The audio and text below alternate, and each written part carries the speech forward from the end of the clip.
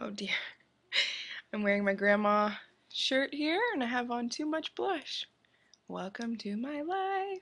This is going to be kind of a word vomit on confidence. There you go. That's just what we're gonna do today, okay? I keep looking, I haven't made a video in a really long time.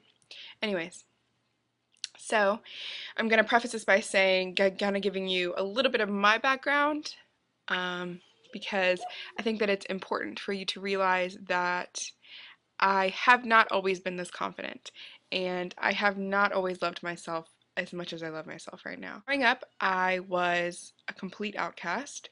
I was, like, no one talked to me. I was weird. I was ugly. My teeth were terrible, and I was really poor. Like, my family was really, really poor. So I was also really thin. And I know that you're sitting there like, what the fuck, Taylor? No, I was really thin. Um, and then I became bulimic. And it kind of, when I recovered from my bulimia, I started to just eat my feelings, like all of them. So I got a lot of criticism from people, especially my family. And they were like, you need to lose weight, you need to do whatever.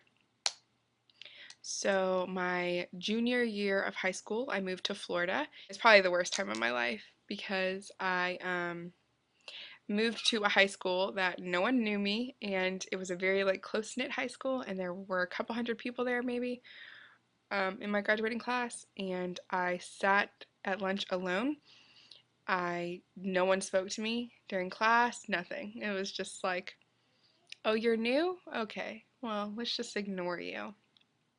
It was dreadful. Then people started talking to me, whatever, and I got friends, so that was good. But um, basically, it all comes down to a few key points in being confident. The first one is taking every single flaw and every single thing you hate about yourself and flipping it around. Like, for instance, for the longest time, I hated my thighs. I thought it was just disgusting and I hated them. They were fat and they're just whatever. And you notice now that it's one of the biggest things I brag about. I have a tattoo covering my entire thigh, and I would never have done that.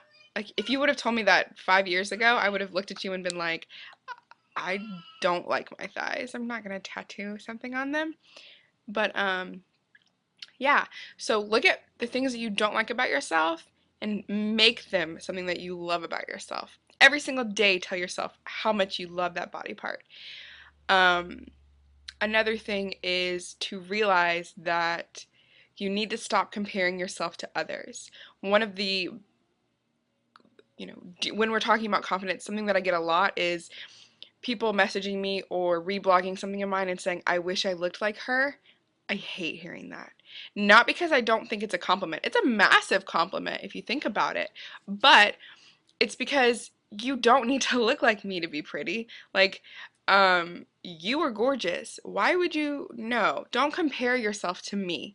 Don't compare yourself to me. Don't compare yourself to Angelina Jolie, Christina Hendricks, anyone. Don't do it. Because the second that you do that, you're setting yourself up for failure.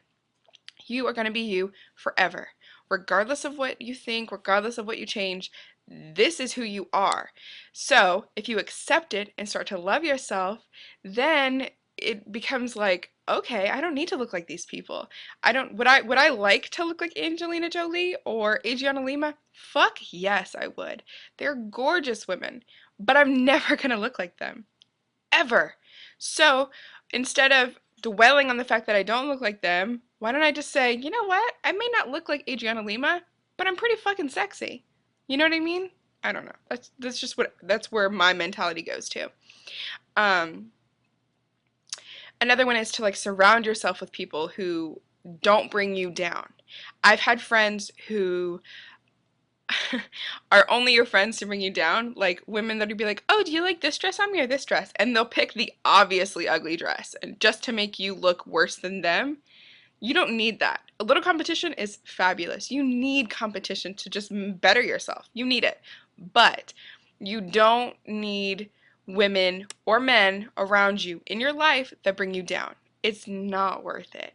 It's not. Of course, you don't need women or men in your life all the time that say, oh my God, you're so pretty. Oh my God, blah, blah, blah, blah. Because you're also going to be like, are they really meaning this? Or are they just saying it to make you feel better or whatever? But you need people that will be genuine with you and be honest with you and tell you when you look like shit and then tell you when you look fucking flawless. Like, you need that in your life. If you don't have it, message me and I'll be that person in your life because I think you're flawless and perfect and beautiful and I'm being genuine. The moment that you start loving yourself and you start letting it be known that you love yourself is the moment that you're gonna probably receive hate. I get so much hate now that it's not even worth it anymore to me to answer it. I just block and delete everything.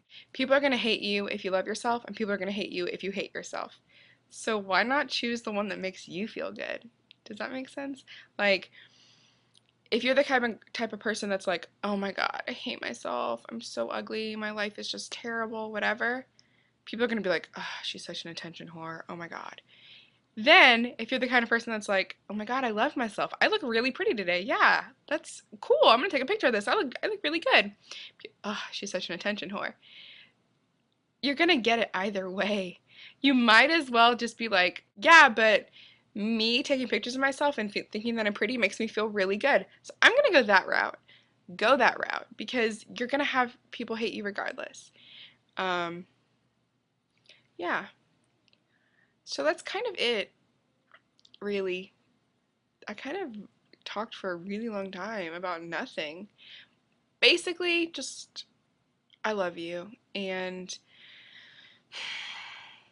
I'm sorry that we live in a society where beauty is so misconstrued and where women feel the need to constantly change themselves in the hopes of being perfect.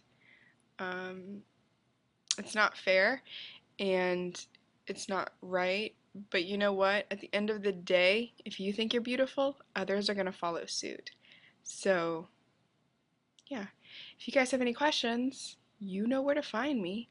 And I'm going to continue just doing what I do. And I don't know. I'm pretty sure this probably didn't help you in any way. But if it did, I'm really glad.